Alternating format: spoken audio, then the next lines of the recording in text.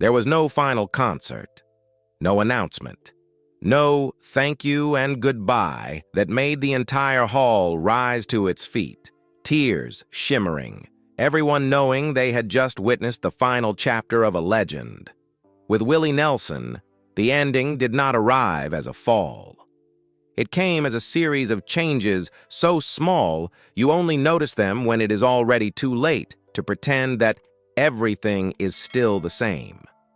A chair appears on stage. A longer pause between two lines of a song. One show is canceled, and then another. There is no cinematic tragedy. There is only time, quietly stepping in, beginning to write the final chapter with the lightest of strokes. People still call him a legend. They still applaud, still sing along to On the Road. Again, as if it were an immortal promise.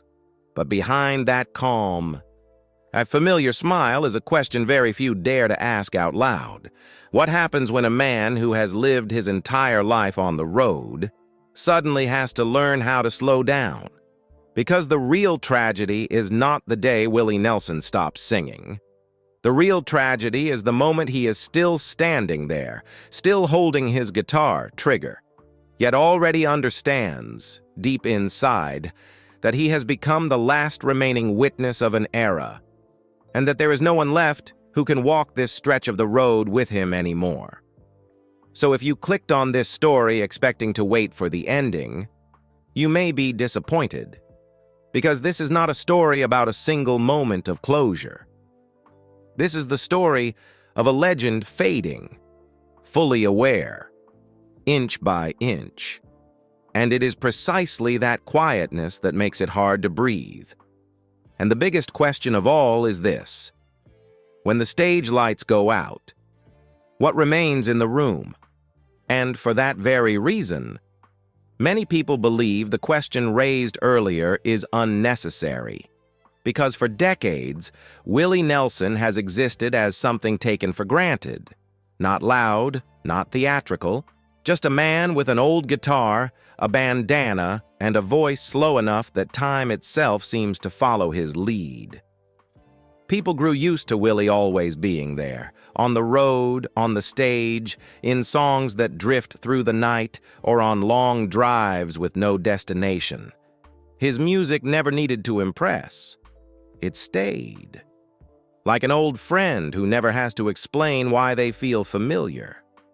And when something stays long enough, people begin to believe it cannot be lost.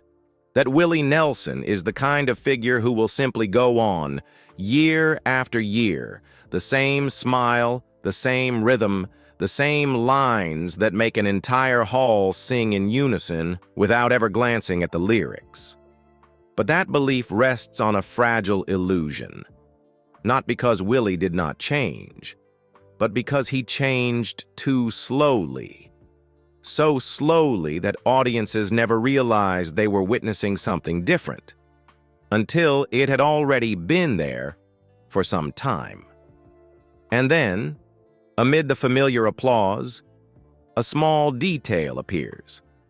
Not large enough to cause alarm, not clear enough to become news, just enough to make those who are really watching begin to wonder, is this still continuation? Or the first sign of a road Willie has never had to walk before?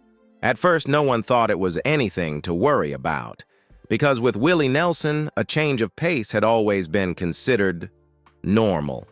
A set that ran a little shorter, a pause between two songs that lingered longer than usual, then a chair placed on stage, a practical detail, nothing more. There was no press release, no explanation, and no one dared to say out loud what they were thinking. The audience still applauded, sometimes even longer than before, as if applause could hold everything in place, as if by refusing to name the change, it would not truly exist. But those small changes began to repeat. No longer just one night, no longer just one tour, but a quiet, lingering sense that everything was slowing down, and no one could say exactly when it began. What mattered was that Willie never seemed confused. He still smiled, still held his guitar, Trigger, still walked onto the stage with the same familiar presence. Only this time, those who watched closely began to realize something else. He was no longer moving ahead of time the way he once had. And that was when the silence became more telling than any announcement ever could. Because when a legend does not collapse, does not disappear, does not create a scandal, but simply slows down in silence, the question is no longer, what happened?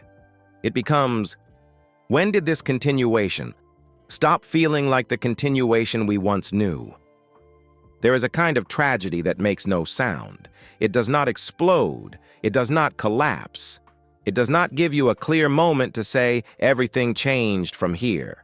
It arrives in another way, through absence.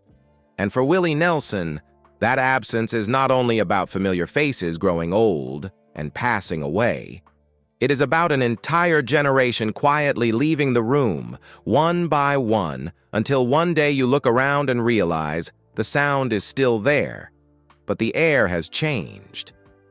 There was a time when Willie did not walk onto the stage alone. He stepped into the light alongside people from the same era, people who did not need explanations to understand each other. A glance was enough to know the rhythm of the night. An unfinished joke was enough for the other to laugh. They did not just sing together. They shared the same language, the language of scars, of years spent going too far, and of the price that fame always comes back to collect, quietly. Then those names began to disappear. At first, Willie could bear it, because we all learned to name loss with words that feel manageable: age, nature, time. You attend the funeral, you return to the stage, you keep the rhythm going, because continuing is the only way not to be pulled under by memory. In this line of work, people are used to standing upright even while carrying things that can never truly be set down. But what no one tells you is this: loss does not only take people away, it takes away the roles they played in your life. Some people are not just collaborators. They are witnesses. They are the only ones who can confirm that those chaotic years truly happened. People who understand you not because they listened to the albums, but because they once sat beside you at 3 in the morning in a hotel room, when everything had fallen apart, and you still had to smile for the crowd the next day. When those witnesses leave, something very strange begins to take shape. You still have a tour schedule. You still have the lights. You still have the applause. But you no longer have anyone to turn to and say, "Do you remember that?" and receive an immediate nod of recognition, without having to start the story all over again. Memories that once belonged to 2 people now remain with only one. That is when loss changes its form. You no longer feel like you are losing someone else. You begin to realize that you are losing a familiar world. Old jokes no longer have the right place to land. Fragments of memory no longer have someone to share the weight. And when a memory has to be explained, it is no longer a shared memory. Willie can stand beside younger faces, more energetic, more talented, more openly reverent. But reverence is not familiarity. Reverence does not argue back. Reverence does not tease. Reverence does not have enough friction to pull you back into the wildest version of yourself. And so a very particular kind of loneliness forms, the loneliness of someone who is admired but no longer truly known. People look at you as a symbol, and symbols are not allowed to be weak, not allowed to remember, not allowed to admit that some rooms have fallen permanently silent. Willie still stands on stage, still plays the music, still smiles. But from that point on, he begins to carry something else alongside his guitar: Trigger. The awareness that he has become the last person still holding the complete memory of an entire era. And when you are the last one who remembers the story correctly, continuation is no longer gentle. It becomes a journey carried alongside many who have already departed. In memory, in song, and in the silences the audience will never hear. From here on, the Willie Nelson story is no longer simply about age or health. It has moved into another realm, the quiet cost of living long enough to remain until the very end. If there is a moment that makes Willie Nelson's story truly heavy, it is not the moment he falls. It is not when doctors enter the picture or when the tour schedule begins to thin out. It is the moment Willie understands, with absolute clarity, exactly where he stands in this journey.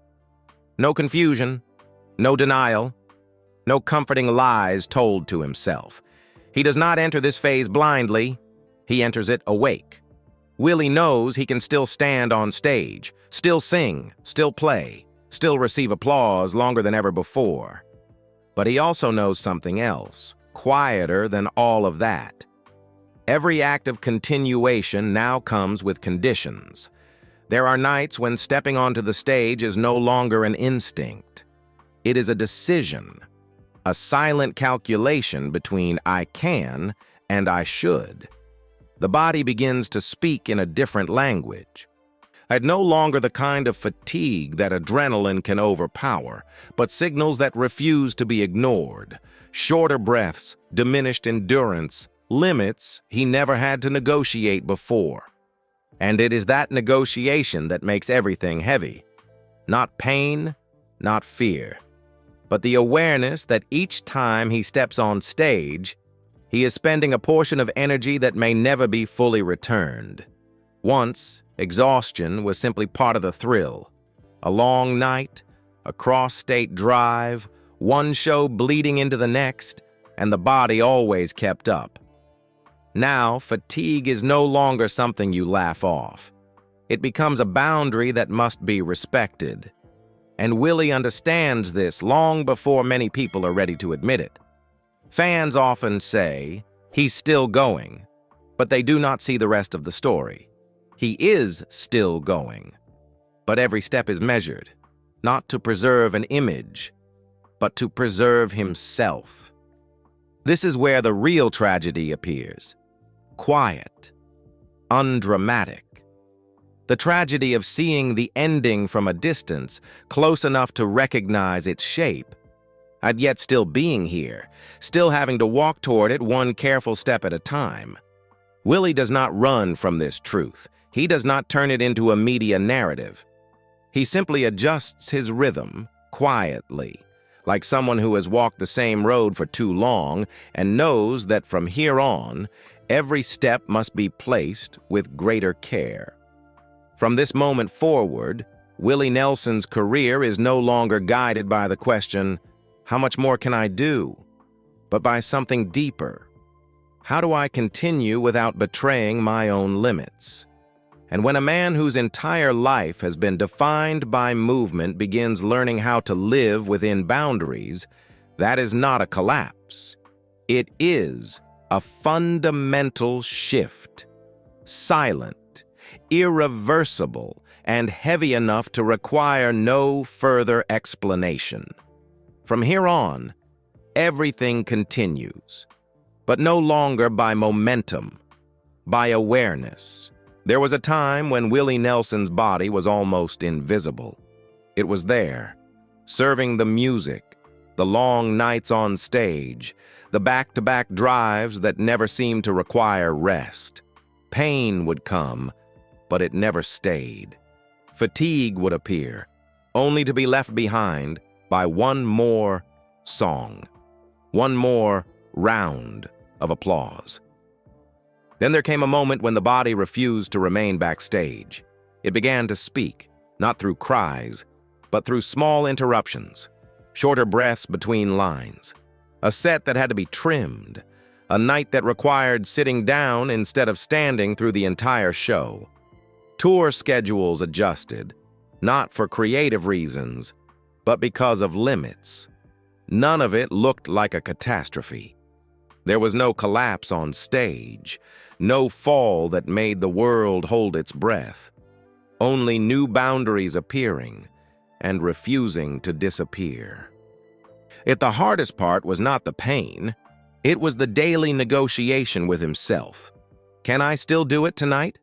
If I stop earlier, am I giving up? If I push a little more, what will the cost be? Once, those questions did not exist. The body kept pace with everything, and willpower always won. Now, willpower is no longer the final decision-maker. There is a deeply human moment that happens backstage, where no audience can see. Willie begins to listen to his body, not to conquer it, but to live alongside it. That is a profound shift for someone who spent an entire lifetime believing that movement was the only way to exist. The stage, once a place of absolute freedom, gradually becomes a test. Not a test of how much he still loves the music, but a test of how far his body will allow him to go within that love. And here, a quiet truth reveals itself. The talent is still there. The desire is still there. But the machine carrying all of it begins to respond differently. Not in betrayal, just no longer in silence. Willie does not fight this with despair. He does not deny it. He adjusts, little by little, the way an experienced traveler learns to walk more slowly to avoid slipping on a familiar road. From that point on, every performance is no longer just about music. It becomes a fragile balance between what he wants to give the audience and what his body allows him to keep for tomorrow. And when the body begins to speak, Willie Nelson's story enters another phase. No longer about how much farther can I go, but about how to move in a way that still allows continuation. Everything still goes on, but from here on, every step carries weight. Tonight's show does not collapse. It simply ends. At the moment the body says, enough. The show ends. The lights go out. The applause falls away behind the curtain, faster than people imagine. The hotel room opens with a soft click. Yellow light, thick carpet. No smell of the stage, no trace of the audience. Willie Nelson sets the guitar down, not as a ritual, just letting go. The TV turns on. Images drift past. News. An old game. A program he isn't really watching.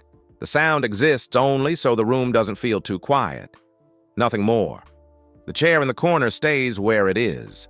The shoes rest by the door.